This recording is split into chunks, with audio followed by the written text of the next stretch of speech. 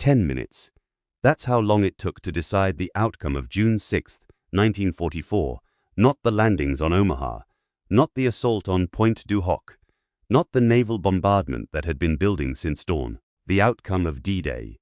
The single most consequential day of the 20th century was decided in a 10-minute firefight that ended at 26 minutes past midnight, before the first American landing craft had even left its transport ship. 181 British soldiers, 6 wooden gliders, 2 bridges over 2 bodies of water in a stretch of Norman countryside that most people cannot find on a map. They landed in the dark. They took the bridges in 10 minutes. And when the German Panzer divisions received their orders later that morning to drive to the coast and push the Allied invasion back into the English Channel, the only road that could have gotten them there was already closed. The Germans did not know it was closed. That is the part of this story I want you to sit with for a moment. They did not know. Not for hours. And by the time they figured it out, it was too late to matter. You have heard of Pegasus Bridge. Maybe. Most Americans have not.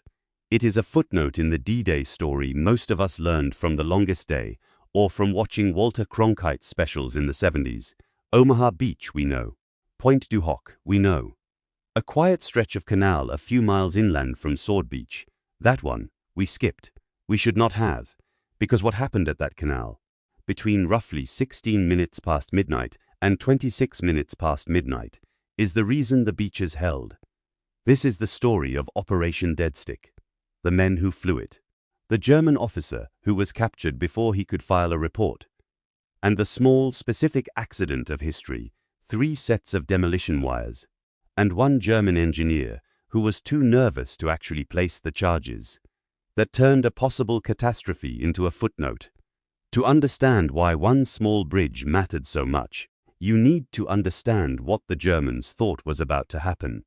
Field Marshal Erwin Rommel had spent the first months of 1944 driving up and down the Atlantic coast of France in a staff car, inspecting the defenses that would later be called the Atlantic Wall.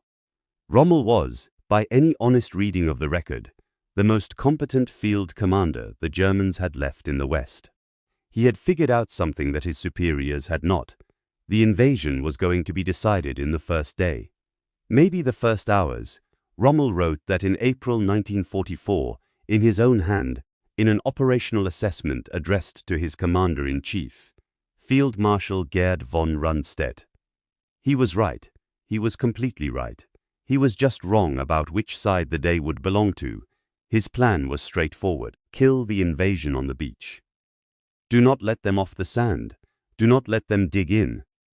Bring the Panzer divisions down to the water while the Allied troops were still soaking wet and looking for their weapons, and drive them back into the surf. For that plan to work, one thing was non-negotiable. German armor had to be able to move fast to the coast, which brings us to a place called Bénouville, Banouville, a small farming village about 8 miles inland from what would soon be called Sword Beach. There is not much there. A cafe, a church, a road that runs north to the coast, and 2 bridges, sitting maybe 400 yards apart. One over the Caen Canal, one over the Orne River. They looked ordinary. They were not ordinary. Any German armored formation moving from its assembly areas east of Caen toward the eastern beaches had to cross both of them. Every alternative route added at least 3 hours of driving on roads the Luftwaffe could no longer protect. 3 hours in June 1944, with the invasion underway, was forever. German engineers had figured this out. They had wired the bridges for demolition. Cables running to explosive charges that could be triggered from a bunker on the eastern bank. If the Allies ever moved to seize the crossings, the Germans would blow the bridges themselves. The armored route would remain German-controlled by simple denial. That was the theory. The reality, and this is one of those small details that changes history, was that the charges had been wired but not actually placed on the bridges. The German engineers were afraid of accidents, of a stray artillery round, or a nervous corporal setting off the whole thing prematurely. So the explosives were kept in a shed nearby, ready to be installed at short notice, if the threat materialized, short notice. If those explosives had been on the bridges the night of June 5th, most of what I am about to tell you would have gone very differently. The man given the job of taking those bridges was a 30-year-old British officer named John Howard. Howard was not a career soldier by breeding. He had grown up working class in London, joined the army as a private in 1932, left for the Oxford City Police in 1938, and come back in when the war started. He was, by every account of the men who served under him, unusually stubborn about training.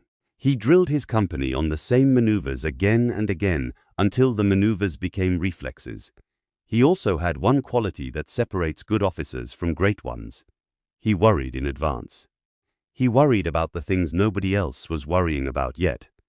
His unit was D Company, 2nd Battalion, Oxfordshire and Buckinghamshire Light Infantry, attached to the British 6th Airborne Division for the invasion.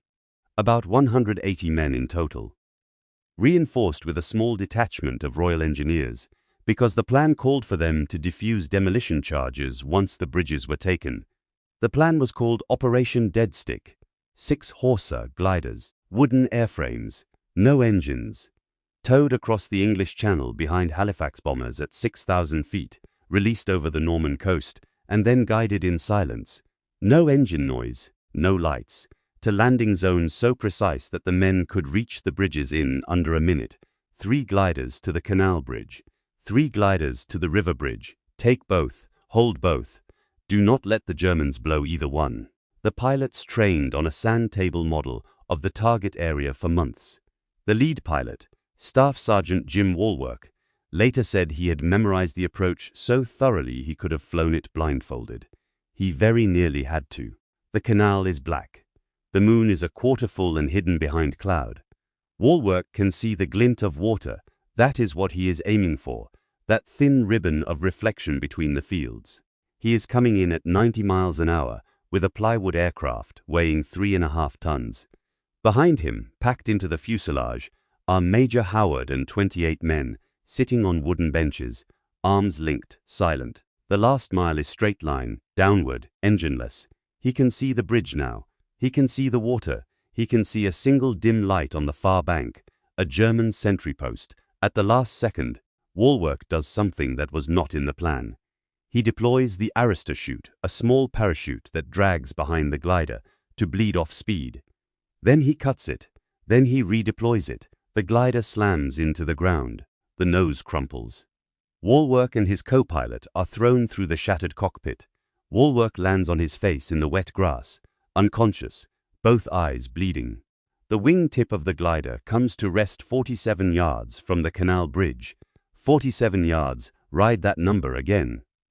He had flown across the English Channel, in the dark, without power, and stopped his aircraft close enough to the target that a fit man could reach it in under 15 seconds. Inside the fuselage, Howard comes to.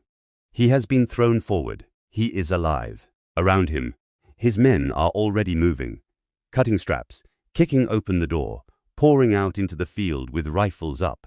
The German sentry on the western end of the canal bridge, a corporal named Wilhelm Furtner, has heard something, a rushing sound, then an impact. He is looking toward the field, trying to figure out what he just heard, when the first British soldier comes up the embankment at a dead run. That soldier is Lieutenant Herbert Denham Brotheridge. Everyone called him Den Brotheridge. Is 28 years old. He is from Smethwick, in the West Midlands of England. He has an 8 months pregnant wife, back home, named Margaret, who is going to give birth to a daughter he will never meet. He crosses the bridge at a run, firing his Sten gun from the hip. There are 2 German sentries in a machine gun pit on the far side. Brotheridge gets one of them with a burst. The other panics and runs. Brotheridge pulls a grenade from his webbing, pulls the pin, and throws it into a concrete pillbox. The grenade detonates, and in the split second before Brotheridge can take another step, a German rifle round hits him in the neck. He falls on the bridge.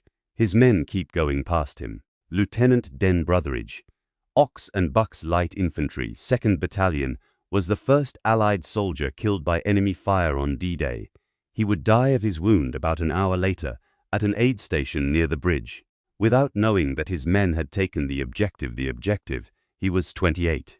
His daughter Margaret would be born a few weeks later. She would learn about her father, the way children of the war dead learned about their fathers. From photographs, and from the men who came home. If you are interested in the soldiers, the history books moved past too quickly. This channel finds a new one every week. Subscribe if that sounds worthwhile. The rest of the assault took 8 minutes.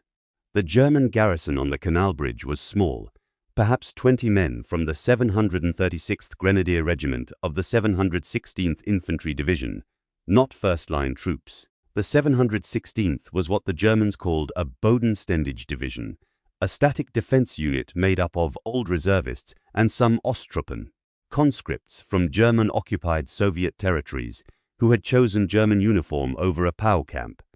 Their reliability was uneven, their training was thin, their alertness at midnight on a summer Tuesday was frankly poor. They had never trained for this. Nobody had. The idea of an enemy assault force arriving silently, from the sky, without engines, and hitting them with grenades before the alarm could be raised. It was not in their doctrine, because it was not in anyone's doctrine yet. The river bridge, 400 yards to the east, fell almost without a fight. 3 of the 4 German sentries there ran into the fields. The 4th, whose job was to detonate the demolition charges, was later found the next morning hiding in a drainage ditch about 200 yards from his post. He had not fired his weapon. He had not raised the alarm. He had not touched the detonator. His name was never officially recorded in Allied documents. The German after-action report referred to him only as Der Wachtposten, the sentry. By 26 minutes past midnight, Howard's men held both bridges. 2 of Howard's men were dead, Brotheridge, dying at the aid station, and Lance Corporal Fred Greenhalgh, who had drowned when the 3rd glider skidded into a small pond next to the river bridge. Greenhalgh, technically, was the first Allied soldier killed on D-Day, though not by enemy fire. Howard's radio operator sent the code word up to Brigadier Nigel Poet at 6th Airborne Headquarters, ham and jam. Howard had chosen the phrase himself. Ham for the canal bridge, vam for the river bridge. 2 words that told his commanders, in a signal the Germans could not have decoded because they did not know it existed, that both objectives were in British hands. Ham and jam, ham and jam, ham and jam. Now, here is where the story stops being about Howard and starts being about what did not happen, because you have to understand, a bridge assault is meaningless if the enemy can respond quickly. The whole point of taking Pegasus Bridge was not just to grab it, it was to keep it. And behind Howard's were 181 men. At that particular moment there was nothing, no relief force, no armor, no artillery. Nothing but empty Norman fields between them and the coast, which was still 5 hours away from the first landings. If the Germans had reacted quickly and decisively, they could have swamped the position with the reserves stationed at nearby Ranville within maybe 40 minutes. They did not. The first German officer to receive a report of the assault was Major Hans Schmidt, commanding the local reserve battalion of the 736th Regiment, headquartered about 1.25 miles east of the bridges at a place called Ranville. Schmidt received a message around 1 in the morning that there was fighting near the canal bridge. The message was fragmentary. The soldier who had called it in had heard gunfire and seen tracers and had no idea what was actually going on. Schmidt made a decision that a lot of officers make when they get an unclear report at 1 in the morning. He decided to go see for himself. He got in his armored half-track, along with his driver and a small escort, and drove west toward the canal. He did not make it. Howard's men had already set up defensive positions on the approaches. As Schmidt's half-track came around a bend in the road, a Bren gunner opened up from a hedge line. The driver was hit. The vehicle went off the road. Schmidt himself was captured before he could get to a radio. He became a prisoner of war within 40 minutes of hearing that something was happening at the bridge. Think about what this means, tactically. The officer whose job was to alert his superiors that the bridges had been lost, to request armored reinforcement, to raise the alarm up the chain to divisional headquarters. That officer was, at approximately 1:30 in the morning of D-Day, sitting in a barn under British guard, without access to any radio anywhere. The chain of command did not know. And the chain of command that should have been receiving Schmidt's report was, at that moment, in disarray for reasons that had nothing to do with the bridge. Field Marshal Rommel, the man who had wired everything for this moment, the man who had written that the first 24 hours would be decisive, was not in France. He was in Germany, at his home in Herrlingen. It was his wife Lucy's 50th birthday, and Rommel had left the front on June 5th to be with her. He carried with him a pair of grey suede shoes he had bought her in Paris. The weather reports that day had convinced him the invasion could not come for at least another week. He was wrong about that. General Friedrich Dollmann, commanding the German 7th Army, the army that included the sector where the invasion was landing, was not at his headquarters either. He was in Rennes, over 100 miles away, attending a scheduled war-gaming exercise with his corps commanders. The 21st Panzer Division, the only armored formation immediately available in the Caen sector, was awaiting orders from a command structure that was not physically in the room where the orders needed to be given. And even when General Edgar Feuchtinger, the 21st Panzer's commander, was reached, he could not release his tanks toward the beaches without authorization from higher up. That authorization was, by Hitler's personal directive, reserved for Führer headquarters, which was 700 miles away in Berchtesgaden, where Hitler was asleep, and where his staff had specific orders not to wake him. The German response in the critical first hours of D-Day was headless, and into that headless silence, John Howard's radio kept casting the same three words: ham and jam, ham and jam, ham and jam. The first serious German attempt to retake the bridge came around 3 in the morning. A company from the 736th Regiment moved down the road from Bénouville in trucks, headlights on, apparently under the impression that the situation was under German control, and they were driving into a routine reinforcement operation. The lead truck came around a bend and rolled into a wall of Bren gunfire from Howard's forward positions. The convoy scattered. The Germans dismounted and tried to advance across open ground. They were driven back. Around dawn, a second attempt came, and this one had some teeth to it. 2 half-tracks, and what appears from British accounts to have been a light armored vehicle, probably a PZK FW-38, a Czech-built tank the Germans had been using for training and second-line duties.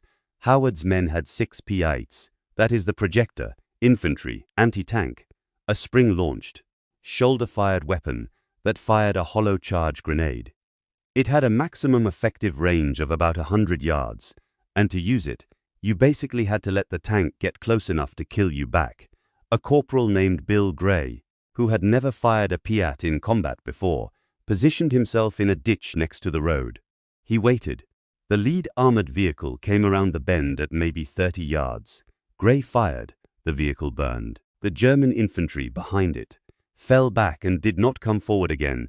By late morning, a German battalion commander, the reports name him only by rank and unit, an Oberstleutnant of the 736th, sent a message up the line stating that the position at Bénouville was held by a force of unknown size with anti-tank capability. Our infantry cannot advance without armor support. The bridges cannot be retaken by available forces. Howard had 181 men. He had 6 P8s, most of which had not been fired. The German officer thought he was looking at 800 to 1,000 men with armor. He wasn't wrong to think that. Nothing else made sense. The relief came at 1 in the afternoon, 2 hours later than promised. Which is what you should expect in war. Nothing arrives on time. Lord Lovat's 1st Special Service Brigade. The commandos, who had come ashore at Sword Beach at 7:30 that morning, had fought their way inland through the German coastal defenses, through the town of Colville-Montgomery, and up to the canal. At the head of the column, walking at a steady pace, was Lord Lovat's personal piper, Bill Millin, 21 years old, Scottish, wearing his father's Cameron kilt from the First World War. Playing his bagpipes, Bill Millin walked across Pegasus Bridge, playing blue bonnets over the border. German snipers watched him from the tree line. They did not shoot him. Millin asked some captured Germans about it after the war. Their answer, according to Millin's own account, they had thought he was insane, and by their convention, you did not shoot the insane. He may have been the only piper in the Second World War to walk across an active battlefield and out the other side without a scratch. Howard shook Lovat's hand on the bridge. Both men were exhausted. Howard's uniform was still wet from the landing. The eastern flank of the invasion was linked up. The bridges were held. The road to the beaches was closed. The 21st Panzer Division did eventually get orders to move that afternoon. Around 4 o'clock, General Fichtinger pushed a column north toward the coast, the only significant German armored counterattack of D-Day. That column ran directly into the second wave of the 6th Airborne Division, landing precisely in its path. Hundreds of gliders and paratroopers coming down in the fields east of the Orne, on ground the Germans had assumed was secure. Fichtinger later wrote that at approximately 1700 hours, he watched what looked like an entire airborne division landing directly in our path. Forward movement became impossible. He was watching the very reinforcements that Howard's bridges had made possible, because here is the geometry of it. Those paratroopers and gliders were landing east of the Orne River. Without Howard's bridges under Allied control, that airborne force would have been isolated, cut off from Sword Beach, unable to be resupplied, unable to link up with the main invasion. The Germans could have destroyed them at leisure. And the eastern flank of the entire Allied bridgehead would have been open. Instead, the bridges held. The airborne force landed safely into a corridor connected to the beach. Fichtinger's panzers stopped. The counterattack died where it stood. After the war, General Hans Speidel, Rommel's chief of staff, wrote something in his memoir that most of the histories don't quote. He was trying to explain, coldly, professionally, what had gone wrong for the Germans in Normandy. He wrote that the loss of the Orne crossings before dawn removed every option for early armored intervention on the eastern flank. The bridges were closed before we knew they needed to be defended. Everything that followed was consequence. The bridges were closed before we knew they needed to be defended. That is a German four-star general, writing after the war, telling us, plainly, without dramatics, that the outcome of D-Day was decided at Pegasus Bridge before anybody in the German army knew there was anything to decide. The men of D Company took heavier casualties than you might expect for a mission that lasted 10 minutes. By the end of the campaign in Normandy, they had lost about 40% of their original strength, dead, wounded, or evacuated. The bridge was renamed Pegasus Bridge on June 26th, after the winged horse insignia of the British Airborne Forces. A café that stood at one end of the canal bridge, Café Gondré, run by a French family who had been feeding intelligence to the British throughout the occupation, claims to be the first house liberated in France on D-Day. The claim is disputed. The café is still there. Major John Howard survived the war. He was seriously injured later in the Normandy campaign, not by German fire, but in a jeep accident. He returned to civilian life and became, for a while, an administrator in the British Civil Service. He died in 1999, aged 86. He is buried in Wisborough Green in West Sussex. Staff Sergeant Jim Walwork, the pilot whose glider stopped 47 yards from the objective, survived his injuries and flew again during Operation Market Garden in September 1944. He emigrated to Canada after the war and lived quietly in British Columbia. He died in 2013, aged 93. When he was interviewed in his later years about the landing, he tended to say the same thing. I just did the job I was trained to do. Anyone in my seat would have done the same. That is not true, by the way. Not anyone would have done the same. Walwork had been trained by a small group of British glider pilots who had, collectively, pioneered a skill nobody else in the world knew how to do. When they were gone, the skill essentially went with them. Here is the piece of this story I have been holding back until now, because it belongs at the end. Margaret Brotheridge, the daughter Den Brotheridge never met, was born on June 27, 1944, 3 weeks after her father died on the canal bridge. Her mother named her after herself. Margaret grew up knowing about her father only from photographs and from the letters her mother had saved. There was one photograph in particular, a portrait taken shortly before the invasion, Den in uniform, smiling that half-smile that soldiers on the eve of an operation always seem to have in wartime photographs. Margaret carried a copy of it with her for most of her life.